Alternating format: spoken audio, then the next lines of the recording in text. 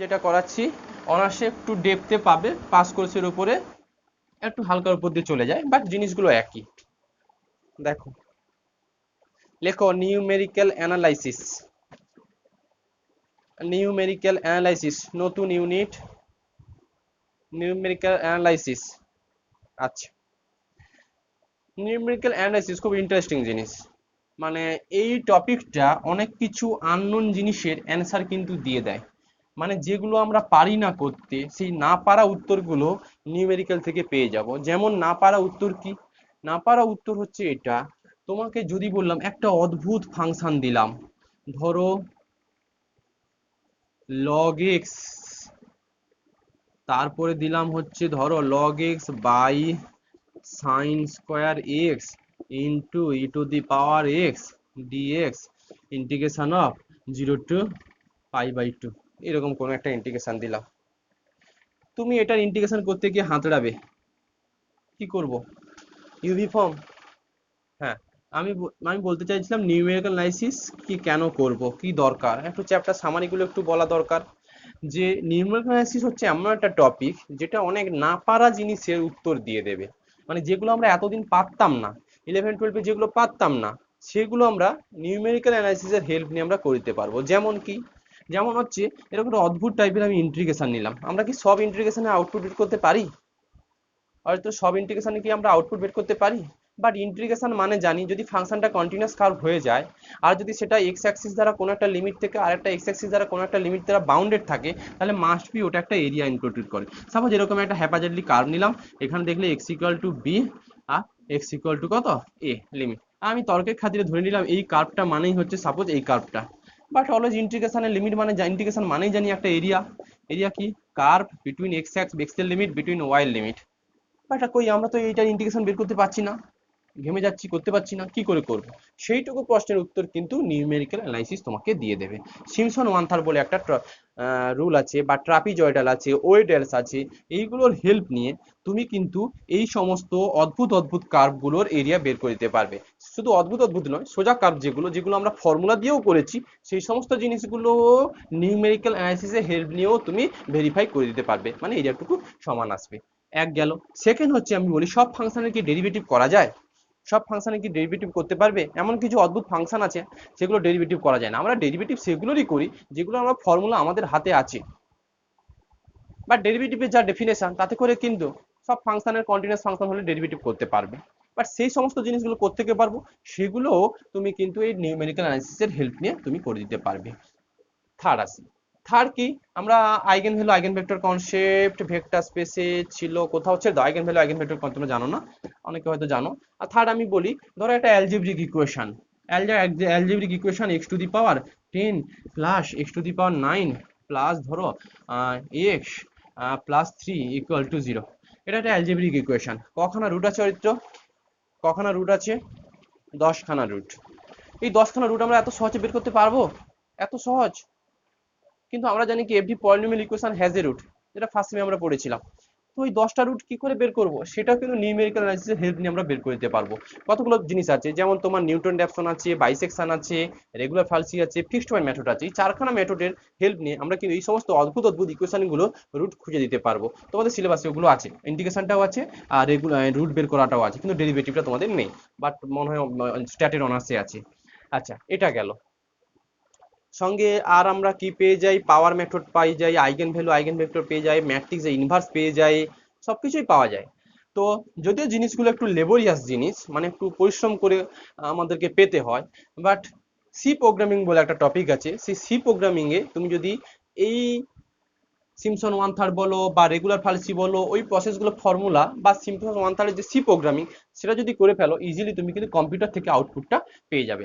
আমাদের সিলেবাসে যেটা আছে সেটা কম্পিউটার প্রোগ্রামিং করে কিচ্ছু নেই, জাস্ট তোমাকে ছোট ছোট প্রবলেম দেবে, ছোট ছোট প্রবলেম হাতে তোমাকে ক্যালকুলেট করতে হবে। এখানে একটা এই চ্যাপ্টার একটা সুবিধা হচ্ছে, একখানা অঙ্ক শিখলে 10খানা অঙ্ক হয়ে গেল।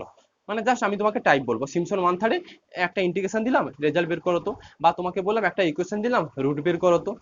সেটা তোমাকে মেনশন করে দেবে, হয় বাইসেকশন করো, রেগুলার ফালসি করো, বা যেটা হোক করো। এই হচ্ছে এই চ্যাপ্টার সামারি। নিউমেরিক্যাল খুব ইম্পর্টেন্ট জিনিস, কারণ এটার হেল্প নিয়ে আমরা অনেক কিছু আননোন জিনিস সলভ করে দিতে পারি। যাই হোক, আপাতত এইগুলো তো একটু পরের দিকে আমি পড়ে ফেললাম।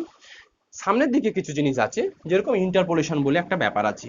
ইন্টারপোলেশনটা আবার খুব মজার ব্যাপার। যেরকম যেরকম ধরো আমি একটা কার্ভ নিলাম, আহ, যে y equal to x cube plus 3x। এখন তোমাকে আমি একটা ডেটা দিয়ে দিচ্ছি, আমি চ্যাপ্টারতে ঢুকবো, মানে লেখাবো, তার আগে এগুলো জিনিসগুলো জানো। ধরো একটা দিলাম এক্স ইকুয়াল টু জিরোর জন্য y এর ভ্যালু কত, 0। এক্স ইকুয়াল টু 2 এর জন্য 2 দুগুণে 4 দুগুণে 8, 6 14। এক্স ইকুয়াল টু 2 0 টু 4, 4 এর জন্য 4 4 16 4 64 আর 12, 64 10 74 76। এরকম করে কিন্তু পরে 6 এর কিছু একটা ভ্যালু থাকবে। এখন তোমাকে প্রশ্ন করলাম, এই টেবিলটা তোমাকে দিয়ে দিলাম, এটা ইন্টারপোলেশনের কথা বলছি যেটা প্রথমে আমাদের আছে। এই টেবিলটা তোমাকে প্রথম দিলাম। আচ্ছা বলো তো, এফ অফ 5 এর ভ্যালু কত, কি 4.5 এর ভ্যালু কত? এটা তোমাকে দিইনি, এটা আমি জানি কার্ভটা কোথা থেকে এসেছে। তোমাকে বললাম এই টেবিল থেকে আমাকে এফ অফ 4.5 এর ভ্যালু বের করে দাও তো, পারবে? যদি তোমার হাতে কার্ভ থাকে, যদি তোমার হাতে কার্ভটুকু থেকে যায়, তাহলে কিন্তু তুমি পারবে। বা কার্ভ যদি না থাকে, মানে y equal to f x যদি না থাকে, তুমি কিন্তু বের করতে পারবে না। বাট নিউমেরিক্যাল অ্যানালাইসিসের হেল্প নিয়ে তুমি কিন্তু এফ অফ 4.5 এর ভ্যালু বের করে দিতে পারবে। এফ অফ মানে 0 থেকে 6 এর মধ্যে যত ভ্যালু আছে সেগুলো বের করতে পারবে, ইনক্লুড বা এক্স ইনক্লুড তুমি এটুকু বলতে পারবে 6 এর বাইরে যে সমস্ত ভ্যালু আছে। মিউট করে দাও, ওটাকে হাত দিয়ে বাইরের দিকে সরিয়ে দাও, কি দেখা যাচ্ছে না? ওই যে ভিডিওটা কারোরটা কার দেখো, তাকে ইয়ে করে দাও, মিউট করে দাও। কার ভিডিও অন হয়েছে? ওই তো বললাম, যার যারটা এসছে, ঠিক আছে, যার ভিডিওটা এসছে আঙুল দিয়ে টাচ করে উপর দিকে ঠেলে দাও, চলে আসবে ফুল, আসবে আসবে। এবার নিশ্চয়ই সবাই এসছে। হ্যাঁ বলে দেবো, আবার রিপিট করে দেবো, রিপিট করে দেবো, রিপিট করে দেবো। দেখো, যেটা বলতে চাইছিলাম যে ইন্টারপোলেশন বলে একটা টপিক আছে, সবগুলোই লেখাবো আস্তে আস্তে করে আমি। যে ইন্টারপোলেশনে একটা আমি কার্ভ নিয়েছি, মনে হয় এক্স কিউ প্লাস 2x নিয়েছিলাম কার্ভটা। এখন এই কার্ভের হেল্প নিয়ে আমি কতগুলো এক্স এর ভ্যালু আর ওয়াই এর ভ্যালু লিখে ফেলেছি। এক্স এর ভ্যালু যখন 0, দেখো ওয়াই এর ভ্যালু একটা ভ্যালু পেয়েছি। এক্স এর ভ্যালু যখন 2, এটা আমি কোশ্চেন বানিয়েছি, তুমি তোমার মতো বানাতে পারো। 2 যখন নিয়েছি 14 পেয়েছি, 4 যখন নিয়েছি 76 পেয়েছি, 6 যখন নিয়েছি সামথিং কিছু একটা পাবো। এখন তোমাকে এই টেবিলটা থেকে বললাম, আচ্ছা এফ অফ 4 পয়েন্টের ভ্যালু কত গো, মানে এক্স যখন 4.5, ওয়াই কত গো? তুমি বলতে পারবে না, নিশ্চয়ই বলতে পারতে যদি এইটুকু তোমাকে বলে দিতাম, বাট আমি টেবিল বানিয়েছি, তুমি মানে কোন ফাংশন থেকে সেটা তুমি জানো না, আমি জানি। তোমাকে প্রশ্ন করলাম এফ অফ 4 পয়েন্টের ভ্যালু কত, বলতে পারবে? নিশ্চয়ই বলতে পারবে না। আবার তো টেবিল থেকে কি করে বের করতে পারবো? বাট নিউমেরিক্যাল অ্যানালাইসিসের ইন্টারপোলেশন বলে একটা টপিক আছে, যেটা হচ্ছে ব্যাকওয়ার্ড ইন্টারপোলেশন বা ফরওয়ার্ড ইন্টারপোলেশন। দুটো ইন্টারপোলেশনের হেল্প নিয়ে আপাত দৃষ্টিতে এফ অফ 4.5 এর ভ্যালু বের করে দিতে পারবো। ব্যাকওয়ার্ড ইন্টারপোলেশনের সব কথাগুলো আমি লেখাবো, যা বলছি শুধু সামারি একটু বলে যাচ্ছি, যাতে তোমাদের মনে জাগে যে কি করতে চাইছি। 4.5টা টেবিলের শেষের দিকে নিয়েছি এক্স এর ভ্যালুটা, এই শেষের দিকে নিলে আমরা ব্যাকওয়ার্ড ইন্টারপোলেশন ইউজ করি। যদি তোমাকে বলতাম এফ অফ 0.5 এর ভ্যালু কত গো, এফ অফ 0.5 এর ভ্যালু কত, মানে যখন এক্স ইকুয়াল টু 0.5 তখন ওয়াই কত, দেখতে পেলে এক্স ইকুয়াল টু 0.5টা, এটা হচ্ছে টেবিলের শুরুর দিকে আছে, তখন আমরা ফরওয়ার্ড ইন্টারপোলেশন নিই। তো আর যদি এক্স এর ভ্যালু কোনো মাঝের কোনো ভ্যালুর জন্য ওয়াই এর ভ্যালু বের করতে বল, তখন আমরা নিয়ে নিই হচ্ছে স্টার্লিং বেসেল নেই, বা তোমাদের স্টার্লিং বেসেল এগুলো নেই। তো এই জিনিসগুলো আমরা কিন্তু তোমার নিউমেরিক্যাল অ্যানালাইসিসের হেল্প নিয়ে পেয়ে যাব। এগুলো একটা মানে ভ্যালিডিটিও আছে, এগুলো কি বলতো, একটা রেশিওতে যাচ্ছে, একটা রেশিওতে যাচ্ছে, মানে আমরা ঠিক যেন ডেটা দেওয়া আছে কার্ভ বের করে ফেলতে পারছি। এবার কার্ভ বের করে ফেলা মানে কি, ইচ্ছে মতো এক্স এর ভ্যালু দেবো, ইচ্ছে মতো ওয়াই এর ভ্যালু তুমি পেয়ে যাবে। এই সমস্ত জিনিসগুলো কিন্তু নিউমেরিক্যাল অ্যানালাইসিসের হেল্প নিয়ে আমরা মানে বের করতে পারি। তো যাই হোক, এখানে একটা রেস্ট্রিকশন আছে এগুলো বের করার জন্য। দেখো এক্স এর ভ্যালুগুলো সব ইকুই স্পেস নিচ্ছি, মানে 2 2 2 2 করে বাড়াচ্ছি, এমনটা নয় 2 2 করে বাড়াতে হবে। বাট ল্যাগ্রাঞ্জেস ইন্টারপোলেশন বলে একটা প্রপার্টি আছে বা ফর্মুলা আছে, সেটা আবার এগুলো আনইকুই স্পেস নিয়ে নিলেও আউটপুট পেতে কোনো অসুবিধা হয় না। তো যাই বললাম, পুরোটাই বলে দিলাম, চ্যাপ্টারতে এই সমস্ত জিনিসগুলো আছে, পুরো নিউমেরিক্যাল অ্যানালাইসিস চ্যাপ্টারতে। বাট এইগুলো আমাকে এখন আস্তে আস্তে শিখতে হবে, কি করে আমরা ভ্যালুগুলো বের করব। সিলেবাসে আছে ইন্টারপোলেশন আছে তোমাদের, আর হচ্ছে ইন্টিগ্রেশন আছে, আর রুট বের করা আছে, এই তিনটে জিনিসই আছে। বাট তার আগে একটু ইনিশিয়াল জিনিস আমাকে জানতে হবে, যেটা খুব জানার দরকার, সেটা হচ্ছে এক্সাক্ট নাম্বার আর অ্যাপ্রক্সিমেট নাম্বার। লেখো,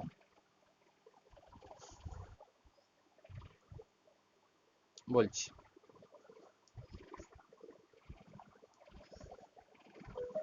লেখো।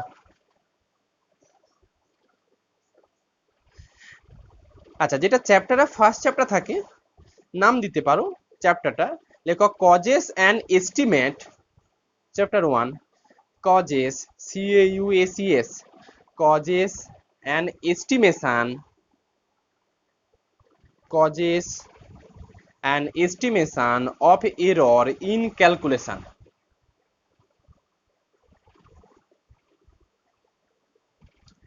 causes and estimation of error in calculation, এটা ফার্স্ট চ্যাপ্টার।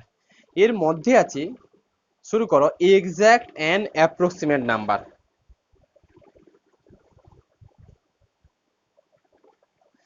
লেখো exact approximate, APPROXIMATE,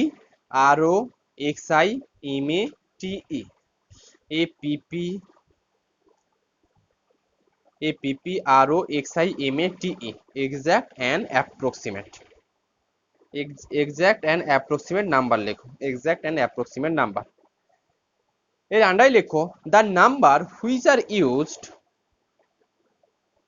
the number which are used, the number, ওর মানে এটাকে হেডিং করো, এক্সাক্ট এন্ড অ্যাপ্রক্সিমেট নাম্বার, এটাকে হেডিং করে দাও। এর আন্ডারে লিখতে বললাম the number which are used in our numerical calculation, in our numerical, the numbers which are used in our numerical calculation, in our numerical calculation are of two types, TWO, two types, কমা দিয়ে লিখো exact and approximate, exact and approximate, full stop দিয়ে লিখো, the number, লেখো the number 5, বলে দিচ্ছি, সব বুঝিয়ে দিচ্ছি, লেখো the number 5, 1/5, 1/5, 1/7, 3 dot dot dot, এগুলো লেখো are called exact number, are called, আর একটা ইচ্ছে করে নিচ্ছি, 1/3, √3, লেখো dot dot dot, are called exact number, are called exact number, full stop দিয়ে লেখো,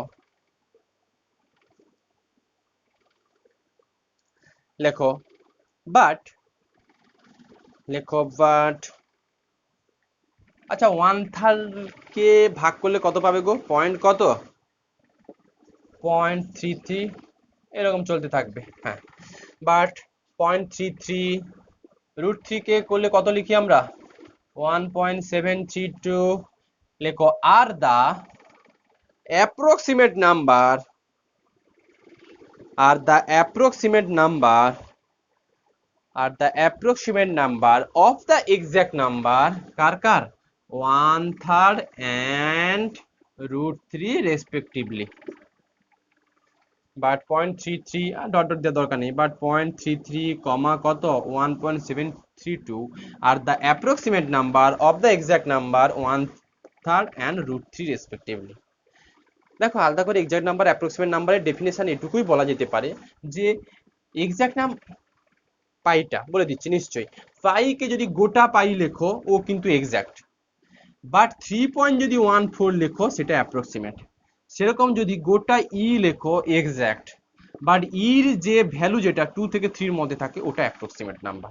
এক্সাক্ট মানে গোটা গোটা গোটা গোটা নাম্বার, 5, 1/5, 1/7, √3, এগুলো জাস্ট হচ্ছে গোটা গোটা নাম্বার, এর কোনো অ্যাপ্রক্সিমেশন নেই। দেখো যদি তুমি 1/5 বলো, এর কোনো অ্যাপ্রক্সিমেশন আছে, 1/5 এর কোনো অ্যাপ্রক্সিমেশন আছে, নেই, কারণ কমপ্লিটলি ওটা কি ডিভাইড হয়ে যাবে, ভাগ কেটে যাবে। 1/7 অ্যাপ্রক্সিমেশন, 1/7 এর অ্যাপ্রক্সিমেশন ভাগ কাটবে, যদি ভাগ কেটে যায় তো এর অ্যাপ্রক্সিমেশন নেই। 3 গোটা 3, কোনো প্রশ্নই নেই। 1/3 এও পুরো এক্সাক্ট, √3 ও এক্সাক্ট বলতে পারবে, বাট √3 যে ভ্যালু যেটা, ওই ভ্যালুটাকে যদি কোনোদিন ভাগ না কাটাতে পারো, মানে যদি চিরকাল চলতেই থাকে নাম্বারটা, ওই রকম যদি জিনিস কোনো ঘটে যায় তখন ওগুলোকে অ্যাপ্রক্সিমেট নাম্বার বলি। মানে সোজা কথা অ্যাপ্রক্সিমেশন নাম্বার বলতে গেলে কোনো একটা এক্সাক্ট নাম্বারে হেল্প নিতে হয়। কার অ্যাপ্রক্সিমেশন, কোন একটা এক্সাক্ট নাম্বারের অ্যাপ্রক্সিমেশন। এই জন্য বলি 1.732 এটা একটা অ্যাপ্রক্সিমেট নাম্বার। কার approximate number? √3 approximate number. Similarly 0.33 এটা একটা অ্যাপ্রক্সিমেট নাম্বার। কার অ্যাপ্রক্সিমেট? ওই 1/3 এর কত অ্যাপ্রক্সিমেট। সিমিলারলি আমি যদি বলি হচ্ছে 3.14 কার অ্যাপ্রক্সিমেট নাম্বার? একটা এক্সাক্ট নাম্বারের অ্যাপ্রক্সিমেট নাম্বার। এটা কি 3.14 is a approximate number car? Of 5। এই জিনিসটা মানে বোঝা গেল এক্সাক্ট নাম্বার আর অ্যাপ্রক্সিমেট নাম্বারের ব্যাপারটা কি। এক্সাক্ট তো গোটা নাম্বার, সলিড নাম্বার আকারে বসে থাকবে। অ্যাপ্রক্সিমেট নাম্বার যখন বলবে তো ওটা কোনো একটা এক্সাক্ট নাম্বারের অ্যাপ্রক্সিমেট ভ্যালু। আমরা যখন ভাগ কাটাতে পারি না তখন আমরা কি লিখি, ধরো লিখে দিই ভাগ কাটছে না তখন একটা রেজাল্ট লেখার পর লিখি ব্যাকেটে লিখি কি এপিপি বা এপিআরএক্স অ্যাপ্রক্সিমেট। তো এই জিনিস অ্যাপ্রক্সিমেটের এক্সাক্ট নাম্বার। এই আচ্ছা বোঝা গেল আপাতত নিশ্চয়ই। এরপর লেখো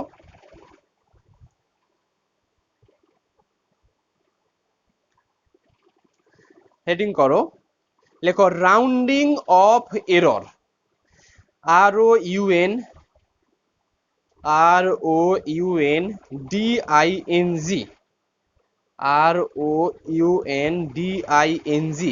rounding off error. Rounding off O double F কিন্তু, rounding off error ERROR rounding off error. বলো।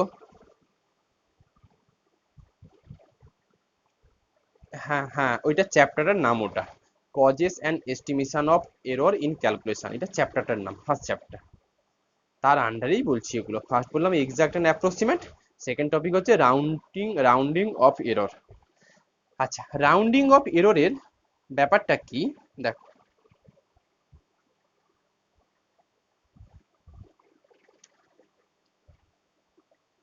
দেখো তার আগে এটুকু একটু বলে দেওয়া ভালো ছিল, সিগনিফিক্যান্ট ডিজিট আর হচ্ছে ডেসিমেল নাম্বার। এই রাউন্ডিং অফ এররের আগে না একটু লিখে দাও তো, ওটা কেটে দাও, রাউন্ডিং অফ এররটা পরে লিখবে। লেখো significant digit and decimal number, এটুকু একটু বলে দেওয়া ভালো। Significant digit and decimal number ওটা পরে লিখবে, রাউন্ডিং অফ এররটা পরে লিখছি। সিগনিফিক্যান্ট ডিজিট বা সিগনিফিক্যান্ট ডিজিটও বলে, সিগনিফিক্যান্ট ফিগারও বলে। Significant digit or figure and decimal number, এগুলো আলাদা করে ডেফিনেশন কিছু নেই, শুধু তোমাকে একটু নাম্বারগুলোকে চিনতে হবে। সাপোজ একটা এক্সাম্পল নিয়ে নিচ্ছি, 0.0032 ডেসিমেল। কত ডেসিমেল? ডেসিমেল মানে পয়েন্টের পর কতগুলো ডিজিট আছে। কতগুলো ডিজিট আছে পয়েন্টের পর? পয়েন্টের পর কতগুলো ডিজিট আছে? 4টা। দেখো পয়েন্টের পর 4টে ডিজিট, তাহলে এটা হচ্ছে 4D, 4 decimal places. 4 decimal places, 4 decimal places, এটাকে বলা হয় হচ্ছে correct up two 4 decimal places. আচ্ছা যদি এটা লিখি এক্সাম্পল পরেরটা লিখি 1.3125, এটা এটা কত ডেসিমেল প্লেসেস? কত ডেসিমেল প্লেসেস? 10 পয়েন্টের পর, কিন্তু পয়েন্টের পর 5, এটাকে 5D বলা হয়। আচ্ছা 1.312510 এটা কত ডেসিমেল প্লেস বলবে? যদিও পয়েন্টের পর 6টা আছে, বাট এটাকেও আমরা কত লিখবো? পয়েন্টের পর এগুলো জিরোর কি কোনো ভ্যালু আছে? 5, এটাও আমরা 5D লিখবো। আপাতত ডেসিমেল প্লেসটা এই ডি ফর ডেসিমেল শর্টে লিখি আমরা 5D নর্মাল ডেসিমেল। আচ্ছা এটা গেল ডেসিমেল 1 2 3। এখন ওই সংখ্যাগুলোকে আবার আমি সিগনিফিক্যান্ট ডিজিটে কিভাবে বলবো ওটাই নিচ্ছি, 4 নিচ্ছি, সেম সংখ্যাটুকু নিচ্ছি 0.0032। সিগনিফিক্যান্ট ডিজিট ক্যালকুলেট করার সময় বা সিগনিফিক্যান্ট ফিগার ক্যালকুলেট করার সময় মনে মনে তুমি পয়েন্টটাকে হাঁটিয়ে দাও, মনে মনে পয়েন্টটাকে তুলে দাও। পয়েন্টটাকে তুলে দিলে কটা সংখ্যা দেখতে পাচ্ছ? 0032, বাট 00 কোনো ভ্যালু নেই, মানে 32 পাচ্ছ, মানে এটা টু সিগনিফিক্যান্ট, আবার বলে দেবো, টু সিগনিফিক্যান্ট ফিগার বা ডিজিট। কি করবে আবার বলি, যখন তুমি সিগনিফিক্যান্ট ডিজিট ক্যালকুলেট করবে বা সিগনিফিক্যান্ট ফিগার ক্যালকুলেট করবে, কোনো ডেসিমেল নাম্বার আছে যেটা, সেটা যদি সিগনিফিক্যান্ট ফিগার চাও, মনে মনে তুমি পয়েন্টটাকে তুলে দাও, হাঁটিয়ে দাও, দিলে একটা গোটা নাম্বার পাবে, মানে গোটা একটা ইন্টিজার পাবে। ওই ইন্টিজার টুকুর মধ্যে কতগুলো সংখ্যা আছে সেটা দেখে নাও। দেখো পয়েন্ট তুললে কিন্তু তুমি 0032 এরকম দেখতে পাচ্ছ। এখন 0032 মানে যা আর 32 মানে তা, কটা ডিজিট, গোটা কটা ডিজিট পাচ্ছ, একটা ইন্টিজার পাচ্ছ, ইন্টিজার মধ্যে কটা ডিজিট, দুটো, তাই টু সিগনিফিক্যান্ট ফিগার। আচ্ছা যদি এটা নিতাম 5, ধরো 1.00320 এটা নিতাম, এটা কত সিগনিফিক্যান্ট ফিগার কে বলবে? পয়েন্টের পর পয়েন্টটাকে মনে মনে তাড়িয়ে দাও, পরে তাহলে 3 3 6 কত, এটা 6 সিগনিফিক্যান্ট ফিগার। হ্যাঁ 6 সিগনিফিক্যান্ট ফিগার, এটুকু, আর কিছু নেই। এই সিগনিফিক্যান্ট আর ডেসিমেলের মধ্যে এটুকুই ব্যাপার, যে সিগনিফিক্যান্ট হচ্ছে নর্মাল ডেসিমেলটাকে হাঁটাবে, হাঁটিয়ে কতগুলো সংখ্যা আছে মানে একটা গোটা ইন্টিজার পাবে, ইন্টিজারের মধ্যে যতগুলো সংখ্যা থাকবে সেটা হচ্ছে সিগনিফিক্যান্ট ফিগার। আর ডেসিমেল হলে পয়েন্টের পর তুমি। 3 নম্বরটা, এই তো 3 নম্বরটা তো ওই রকমই ফর্মে নিলাম, দেখো 3 4 5 6 একই রকম ফর্ম, তো জাস্ট পয়েন্টটাকে তাড়াবে, পয়েন্টটাকে তাড়িয়ে দেখো যে কতগুলো সংখ্যা হচ্ছে, পয়েন্টটাকে তাড়িয়ে যে পয়েন্ট তাড়াবে মানে ইন্টিজার চলে আসবে, ইন্টিজারের মধ্যে যতগুলো সংখ্যা থাকবে সেটাই হচ্ছে সিগনিফিক্যান্ট ফিগার। এবার চলে আসো ওই rounding off error, rounding off error.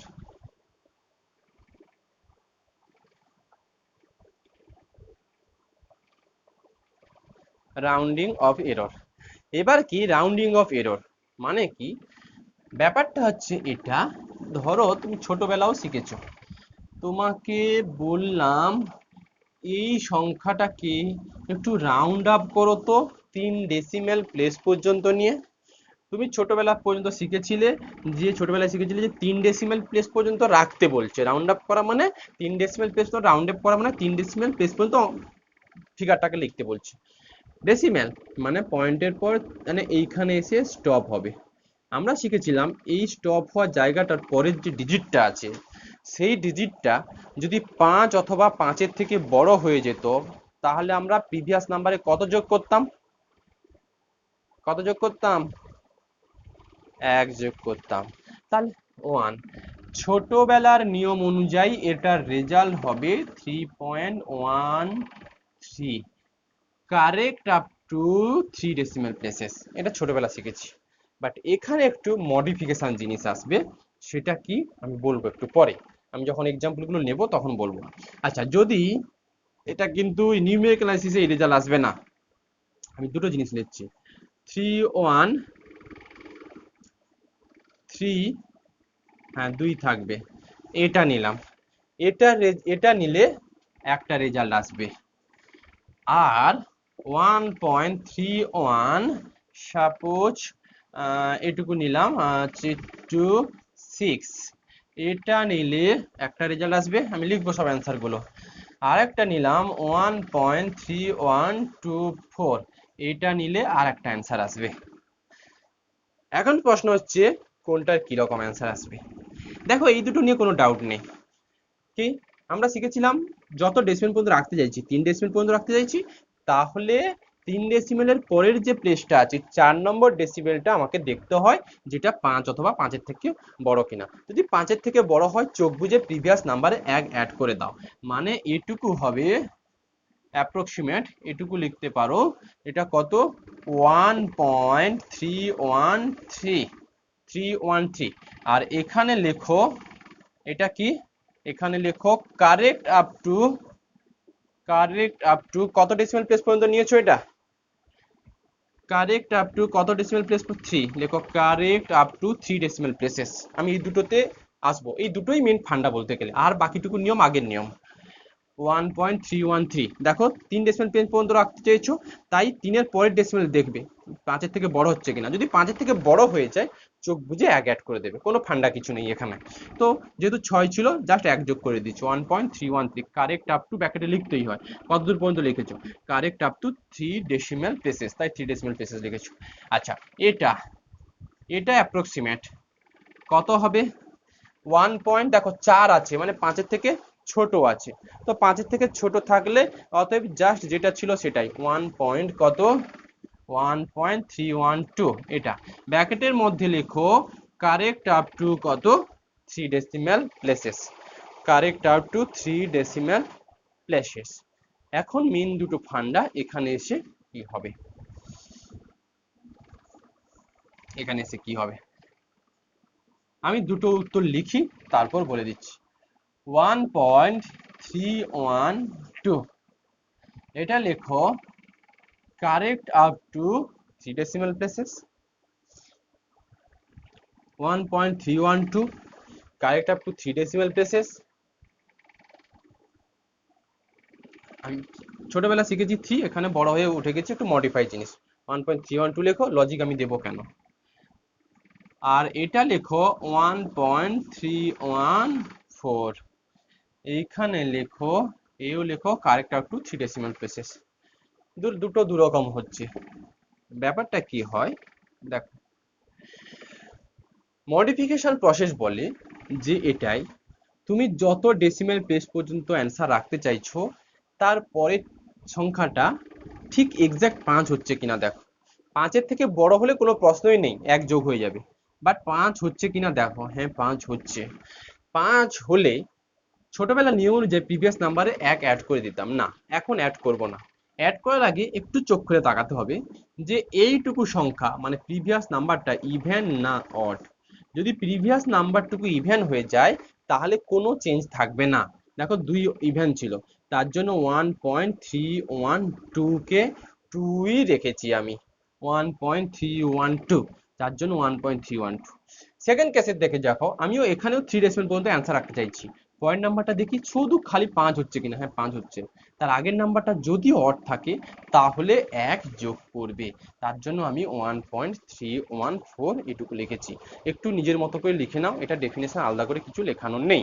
এই কেস দুটো ছোটবেলার নিয়ম, এই তো আগে করে দিয়েছি। 5-এর থেকে বড় হলে চোখ বুঝেই ছোটবেলার নিয়ম 1 যোগ করবে। শুধু 5 যদি হয়ে যায় তবে কিন্তু ইভেন অডের কনসেপ্টটা নেবে, আদারওয়াইজ নেবে না। যদি 5 থাকে তার আগের নাম্বার পর্যন্ত রাখতে চাইছো, দেখো এটা অড কিনা, যদি অড থাকে 1 যোগ করে দাও, যদি ইভেন থাকে তাহলে আনচেঞ্জ থাকবে। এখন প্রশ্ন মাথাতে আসছে, 5-এর থেকে ছোট হলে কোনো প্রশ্নই নেই, ছোটবেলা যা শিখেছিলে তাই, কোনো কিছু যোগ করার কোনো দরকার পড়বে না। এখন প্রশ্ন আসতেই পারে হঠাৎ করে এই জিনিসটা নেওয়ার কি দরকার ছিল, কেনই বা এটা করছি, এটার ভ্যালিডিটি কি আছে, নিশ্চয় বলবো আমি।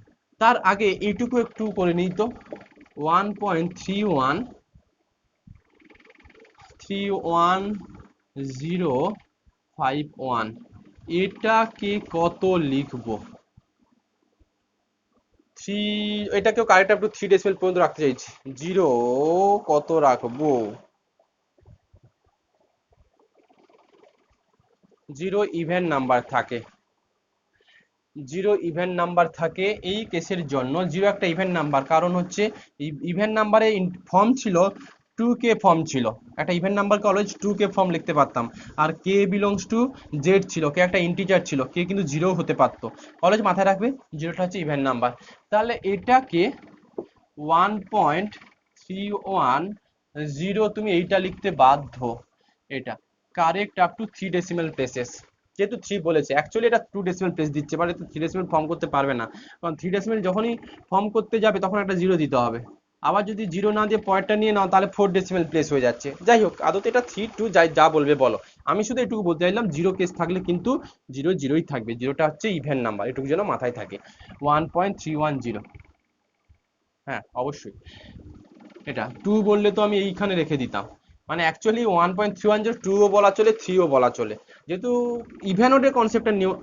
3 লেখো, 3 লেখো, 3 লেখো, এখানে 3 লেখো, correct up to 3 decimal places. আচ্ছা, correct up to 3 decimal places. এখন যেটা আমার বক্তব্য সেটা হচ্ছে এই মডিফিকেশন জিনিসটার ভ্যালিডিটি কোথায়, হঠাৎ করে নিউমেরিক্যাল অ্যানালাইসিসে কেনই মডিফিকেশনের দরকার পড়ছে, এগুলো মাথা থেকে ঘোরাফেরা করবে। ব্যাপারটা কি হয়, এই যে একটু আগে এগুলো মুছলাম আমি, এইটুকু ইতিহাস আমার বলা হয়ে গেছে। ব্যাপারটা হচ্ছে এই মডিফিকেশন জিনিসটা দরকার হয়ে থাকে এই জন্যই, আমরা যখন একটা ইন্টিগ্রেশন করি, ইন্টিগ্রেশনের কোনো একটা রেজাল্ট বের করি, তখন দেখো ধরো এটা একটা y ইকুয়াল টু fx আর x equal to a to x equal to b। Normal একটা এমন একটা ফাংশন দেওয়া আছে, suppose x square plus 2। A equal to 1 to 2, এটা কিন্তু তুমি ইন্টিগ্রেশনের রেজাল্টটুকু বের করতে পারবে ফর্মুলার হেল্প নিয়ে। তো ফর্মুলার হেল্প নিয়ে কিছু একটা রেজাল্ট তুমি পাবে, x² + 2dx এর ইন্টিগ্রেশন করলে রেজাল্ট পাবে।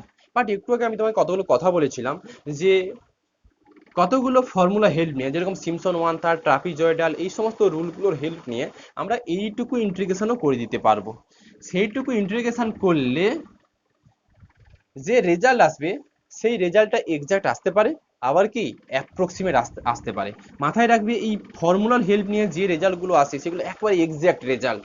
বাট এই সিমসন ওয়ান থার্ড বা ট্রাপিজয়েডাল রুলের হেল্প নিয়ে যে সমস্ত রেজাল্টগুলো পাওয়া যায় সেগুলো একটা অ্যাপ্রক্সিমেট রেজাল্ট, মানে এক্সাক্ট রেজাল্টের একবারে কাছাকাছি, ওই 0.1 0.2 এগুলো একটু হেরফের হয়ে থাকে। এখন কথা হচ্ছে তুমি যদি ওই ইভেন অডের কনসেপ্টটা নিয়ে নাও, তাহলে এই সিমসন ওয়ান থার্ড বা ট্রাপিজয়েডাল রুলের হেল্প নিয়ে যে ইন্টিগ্রেশনের আউটপুটটুকু পাবে সেটা একেবারে এক্সাক্টের কাছাকাছি চলে যাবে। এই জন্যই এই কনসেপ্টটা নেওয়া হয়। অরিত্র, বুঝতে পারলে কি কথা বলতে চাইলাম? অরিত্র, হ্যাঁ, লাস্টেরটা বলতে চাইলাম, দেখো এগুলো অনেক ভেতরের কথা, আমি শুধু ছেড়ে দিলেই হতো, এখানে ইভেন নিলে 2 যোগ করবে, আনচেঞ্জ করবে, অর নিলে 1 যোগ করবে। আর কেন করব, কেন উত্তর হচ্ছে কোনো একটা ইন্টিগ্রেশন যেটা ফর্মুলার হেল্প নিয়েও করা যায়, ফর্মুলার হেল্প নিয়ে মানে 11-12 বিদ্যে দিয়ে, সেটা হচ্ছে এটা কিন্তু 11-12 বিদ্যে দিয়ে করা যাবে। গ্র্যাজুয়েশনের বিদ্যে হচ্ছে কি, সিমসন ওয়ান থার্ড আছে, ট্রাপিজয়েডাল আছে, তারপর ওয়েডেলস আছে, এগুলো হেল্প নিয়ে ইন্টিগ্রেশনের রেজাল্টটুকু বের করে দেওয়া যায়। বাট এই সমস্ত ফর্মুলা হেল্প নিয়ে যে আউটপুটগুলো পাবে সেগুলো একবার কোনো কোনো অঙ্কতে এক্সাক্ট পেয়ে যেতেও পারো, আবার কি কোনো কোনো অঙ্কতে অ্যাপ্রক্সিমেট পাবে। এবার এক্সাক্ট পাবে কি অ্যাপ্রক্সিমেট পাবে সেটা ডিপেন্ড করছে এন এর ভ্যালুর উপর, কতগুলো যত সাব ইন্টারভ্যাল বাড়াবে, তত হচ্ছে এক্সাক্ট রেজাল্টের দিকে অ্যাপ্রোচ করে। যাই হোক, আপাতত সিস্টেম মনে রাখো যে সিমসন ওয়ান থার্ড বা ট্রাপিজয়েডালে একটা অ্যাপ্রক্সিমেট রেজাল্ট আসবে। যদি তুমি ইভেন অডের কনসেপ্টটা নিয়ে নাও, মানে রাউন্ড আপ করার সময় ইভেন আর অডের এইটুকু কনসেপ্ট নিয়ে নাও, তাহলে যে রেজাল্ট পাবে কোথা থেকে, সিমসন ওয়ান থার্ড বা ট্রাপিজয়েডাল বা ওয়েডেল থেকে, সেই রেজাল্টটুকু এক্সাক্ট এই ইন্টিগ্রেশনটুকুকে করলে যে এক্সাক্ট ভ্যালু পেচ্ছিলে তার একবারে নিয়ারেস্টে চলে যাবে। এই জন্য ইভেন অডের কনসেপ্ট নেওয়া হয়। অ্যাকচুয়ালি কি হয়, সিমসন ওয়ান থার্ড বা ট্রাপিজয়েডালে যে রেজাল্টগুলো আসে না, সেইগুলো যে মানে ভাগ কাটতে চায় না, ও পয়েন্টের পর 10টা 20টা 30টা করে রেজাল্ট চলে আসে, কোনদিন ভাগ কাটে না। ওগুলো কিন্তু আমাকে স্টপ করাতে হবে, আমাকে তো অ্যাপ্রক্সিমেট ভ্যালু নিতেই হবে, তখন ইভেন অডের কনসেপ্টে আসতে হয়। তখন দেখা গেছে যে যদি তুমি ওই ইভেন অডের কনসেপ্টটা নাও, অ্যাপ্রক্সিমেট করার পরে যে রেজাল্টটা পাবে সেটা এক্সাক্ট নাম্বারে একেবারে ধারে কাছে চলে যাবে। এই হচ্ছে ফান্ডা, আর কিছু না। হয়তো বুঝতে পারলে? আচ্ছা, না পেনের কালিটা একটু ভরে নি, কালি পড়ছে না। আচ্ছা, পরীক্ষা কি তোমাদের হবে শুনছো? Second same north Bengal university কিন্তু এক্সাম নেবে ডিসেম্বরে। নর্থ বেঙ্গল ইউনিভার্সিটি নেবে এক্সাম, এটুকু শিওর, জেনুইন খবর এটা। শিওর খবরটা এখনো প্রপারলি কিছু বলছে না। যাই হোক, যদি নেয়, যারা থার্ড সেমে সেকেন্ড সেমে ম্যাথ যাদের ছিল, আমি নভেম্বর মাসটা একটা করে এক্সট্রা ক্লাস দিয়ে, এটা যা যেরকম চলছে চলুক, কিছু জিনিস আমি তখন করিয়ে দেব। যাদের সেকেন্ড সেমে ম্যাথ ছিল, তোমাদের সেকেন্ড সেমে কি ছিল? হয়তো কি ছিল সেকেন্ড? ইকোনমিক্স পড়েছিলে ওই সেমটা, না ওই লকডাউনের সময় সব চুপচাপ ছিলে, পুরো শেষ হয়নি? রমিত, কিছু করিয়ে দেবো তখন, বুঝলে?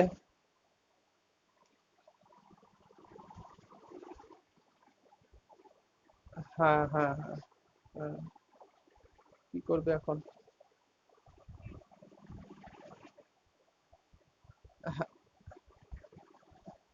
আসলে কি বলতো, তখন না মানে তোমাদের যে নেবো, আমার কাছে কিচ্ছু ছিল না এগুলো।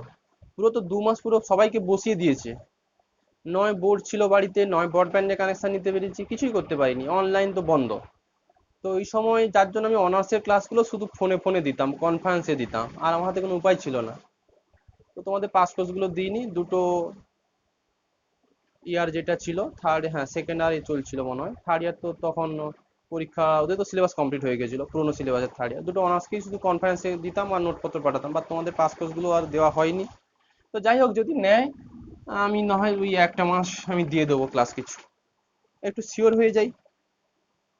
ফোর্থ সেম গুলো আবার পড়ছে জানো, ফোর্থ সেম যারা হচ্ছে পাস কোর্স পড়তো ওরা ধরেছে ওদের ব্যাচটা এখন কিন্তু পড়াচ্ছি, নেহাত ওরা পড়বে, ওরা কোথা থেকে কি জেনেছে পরীক্ষা হবে।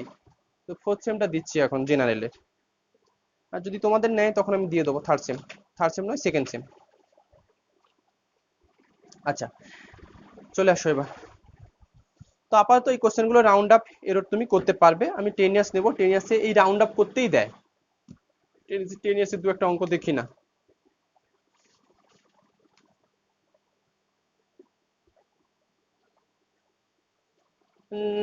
দিলে ভালো, অ্যাকচুয়ালি না দিলেও চলে। হ্যাঁ, শুধু অ্যান্সারটা লিখে দিলেই হয়।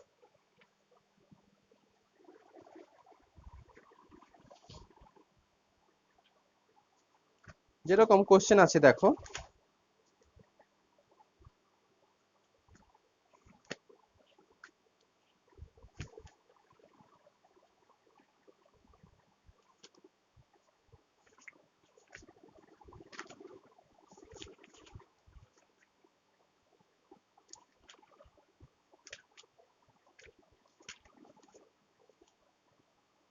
দাঁড়াও একটু 10 ইয়ার্স খুলি, বলছি।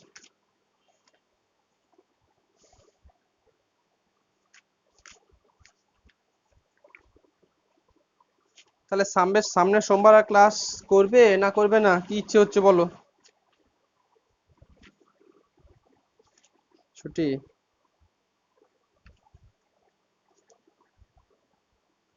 দশমী না হলে নবমী ফর্মী হলে পড়িয়ে দিতাম, দশমীটা থাক। গত বছর তো পুজোতে মোটামুটি আমি ছুটি দিতাম পঞ্চমী থেকে লক্ষ্মী পুজো, মানে প্রত্যেকবারই হয়ে এসছে, এবার তো আর সেগুলো হবে না। অতএব আচ্ছা ঠিক আছে করো, তারপর একবার টেনিস করছি, একবারই ধরবো। লেখো তো, একবারই নেব। কতগুলো এরর লিখতে হবে, কতগুলো টাইপের এরর আছে সেটা লেখো।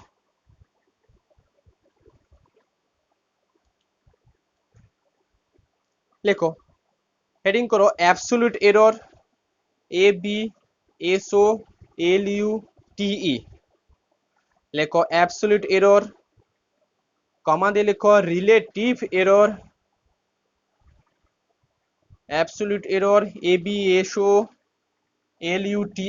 Absolute error, relative error RELATIVE, relative error and relative percentage error, absolute error, relative error and relative percentage error. অনার্সে যদি পড়ো না স্ট্যাটের এগুলো, হ্যাঁ ফিজিক্সে ছিল। তো যাই হোক, অনার্সে স্ট্যাটিস্টিক্স অনার্সে এগুলো কিন্তু ডিটেলস অনেক কিছু জিনিস আছে, পাস কোর্সে এত কিছু লাগে না বলে আমি স্কিপ করছি। পাস কোর্সে জাস্ট হচ্ছে এই তোমাকে একটা নাম্বার দেবে, তাকে অ্যাপ্রক্সিমেট করতে বলবে, আর এই অ্যাবসোলিউট এরর, রিলেটিভ এরর বা রিলেটিভ পার্সেন্টেজ এগুলো জাস্ট বের করতে দেবে, এর বেশি কিচ্ছু নেই। তুমি 10 ইয়ার্স ঘেটে নেবে, কিচ্ছু থাকে না। অতএব যেই মানে আমাকে তো নাম্বারটা পেতে হবে আলটিমেট। তো যাই হোক, লেখো লেখো অ্যাবসোলিউট এরর, হেডিং করো 45-এ ছুটি দেবো। লেখো অ্যাবসোলিউট এরর, হেডিং করো, মানে তিনটে এরর একসঙ্গে, এর আন্ডারে লেখো অ্যাবসোলিউট এরর। লেখো the absolute error of a number is defined, লেখো the absolute error of a number is defined, লেখো is defined as the difference between its true value, true value মানে হচ্ছে exact value, its true value, that is exact value, লেখো and its approximate value, and its approximate value। আবার বলছি, the absolute error of a number is defined as the modulus of difference করে দাও তো, as the modulus of difference বা mod of difference করে দাও, as the mod of difference between its true value and its approximate value, true value or exact value বলতে পারো। ফুল stop দিয়ে লেখো that is if vt, লেখো that is if vt, t for true, and VA, that is if VT and VA be the true value and approximate value, VT and VA be the true value and approximate value of a number,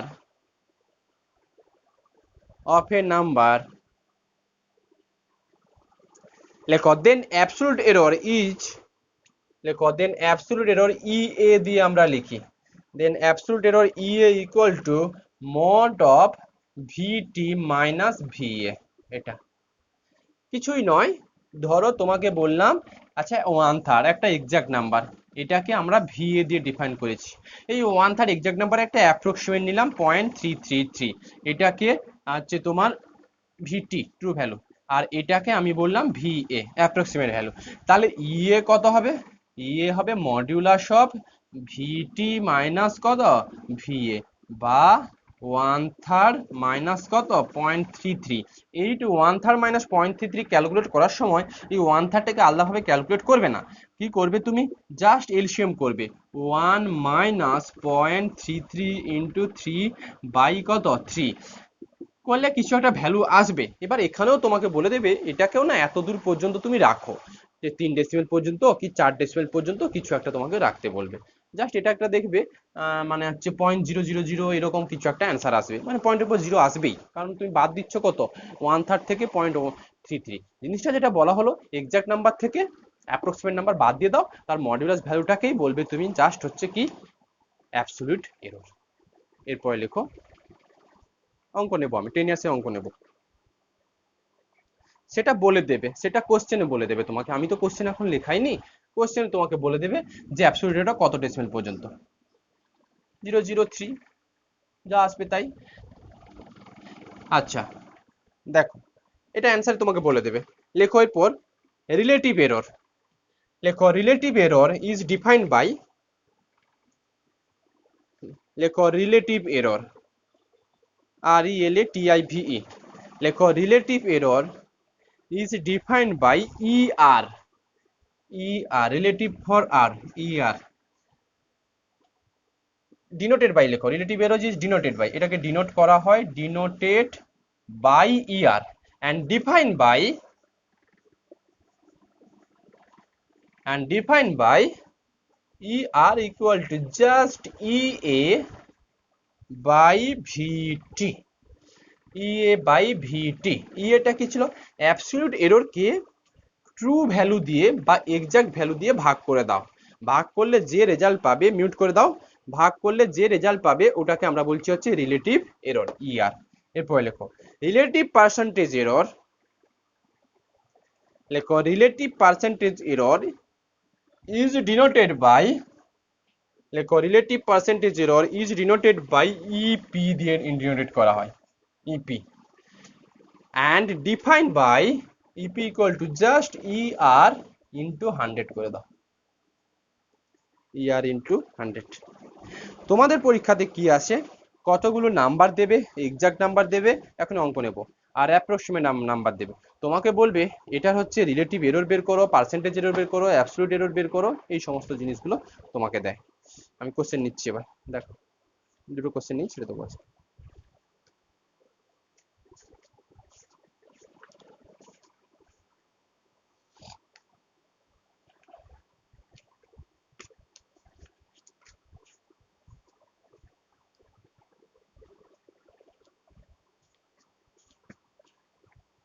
ধরো বলছি, লেখো লেখো find দা, question আছে, লেখো find the percentage error, লেখো find the percentage error in approximate representation, find the percentage error in approximate representation of 4/3 of 4/3 by 2015 question করাচ্ছি by 1.33। find the percentage error in approximate, actually relative percentage error, শুধু percentage error নয় relative percentage error লেখো। find the relative percentage error in approximate percentation of 4/3 by 1.33। সোজা কথা বলতে গেলে 4/3টা হচ্ছে true value মানে ভিটি, আর 1.3টা হচ্ছে ভিএ। এইটা তোমার হাতে আছে, এটা নিয়ে তোমাকে রিলেটিভ পার্সেন্টেজ এরর বের করতে বলেছে। তো অবভিয়াসলি দেখো রিলেটিভ পার্সেন্টেজ এরর ফার্স্ট বের, হ্যাঁ কোশ্চেনটা হচ্ছে find the relative percentage error in approximate representation of 4/3 by 1.33 by 1.33 এটা। তো যাই হোক লেখো হেয়ার, অ্যান্সারটা লেখো হেয়ার ভিটি প্রথম লেখো হেয়ার ভিটি ট্রু ভ্যালু এক্সাক্ট ভ্যালু যেটা সেটা কত 4/3, ভিএ অ্যাপ্রক্সিমেট ভ্যালু সেটা কত 1.33। আমাকে করতে হয় কি যে রিলেটিভ পার্সেন্টেজ এরর বের করতে গেলে ফার্স্ট আমাকে অ্যাবসলিউট এরর বের করতে হয়। লেখো অ্যাবসলিউট এরর ইএ, এর ই যেহেতু আমি ডিফাইন গুলো আগে বলে দিয়েছি তার জন্য আর লিখছি না, EA equal to mod of VT minus কত ভিএ।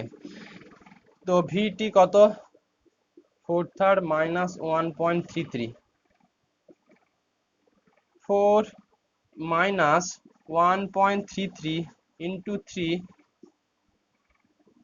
পার্সেন্টেজ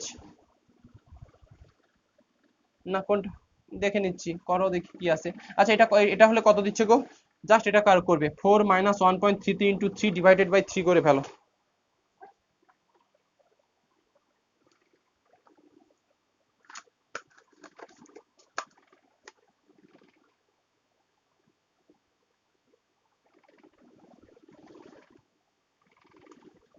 এটা থাকবে 0.001 divided by 3,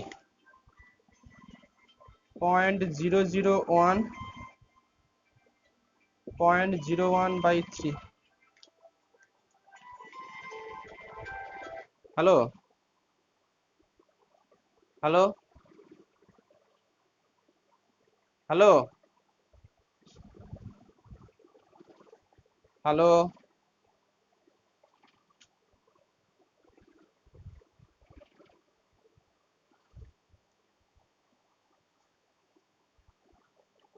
দাঁড়াও করো, হ্যাঁ 0.01 by 3, এটা মানে কত কত দিচ্ছে গো, এটা 10⁻³ কে নিলে কত দেবে 0.00 কত 0.0033 এই তো।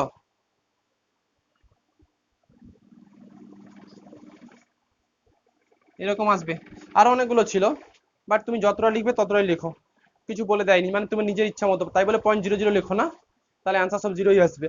0.0033 correct up two 4 decimal place পর্যন্ত লেখো। ঠিক লিখলাম তো, তিনটে ছিল তো 10⁻³ হ্যাঁ 0.203।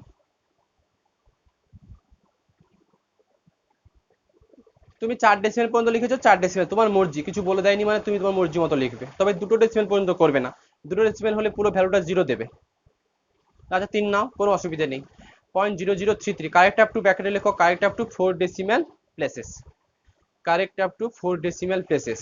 আচ্ছা এটা ভিটি ইয়ে পেয়ে গেলে, এবার আমরা কি জানি লেখো, লেখো নাও ই এ না কত ছিল জানো ইআর, ইআর সমান EA by VT 0.0033 divided by VA, VA মানে 3/10 এক্সাক্ট ভ্যালু যেটা ছিল, তার মানে 0.0033 ইন্টু 10/3 কত গো এটা,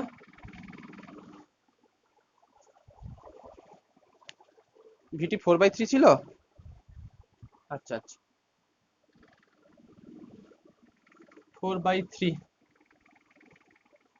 কত হচ্ছে এটা বলো, জাস্ট গুণ করে কিন্তু 0.0024 এটা এটা লেখো So EP equal to, so EP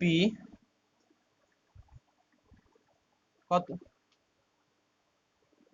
47 আছে, তার মানে 5, রাউন্ড আপ করে কিন্তু নেবে। কত এটা, ইপি কত দেবে?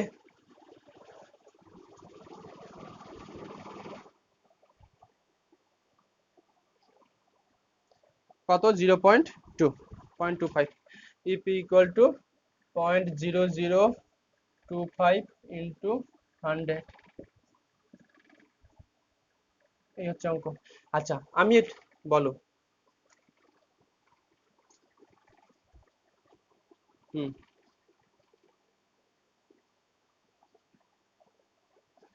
ওই ইএনজি একটা প্রেস করলে হয়ে যেত। ছোটটা হচ্ছে না, না ওটা একটা থাকে গো, আমার মাথাতে নেই, বলে দেবো না হয় পরে। শিফট টিপে বলো,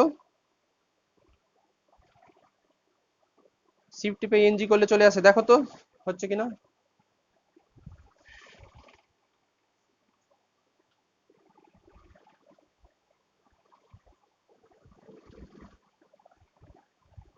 আচ্ছা আমার এখানে একটা কথা বলার আছে, সেটা হচ্ছে কেউ এই জিনিসটা যেটা আছে এইটার উপরে না, শিফট টিপে, আচ্ছা যেটা বললাম যে দেখো আলটিমেট আমি তো ধরো ইপি ইআর বের করতে চাইছি, ইআর মানে কি ইএ বাই ভিটি, তো কেউ এইটার উপরে, এই যে এইটার উপরে মানে এই রেজাল্টটা অবশ্যই করবে, এইটারকে আবার 4/3 দিয়ে ভাগ করবে না, এইটুকু আমার বলার। যে নর্মাল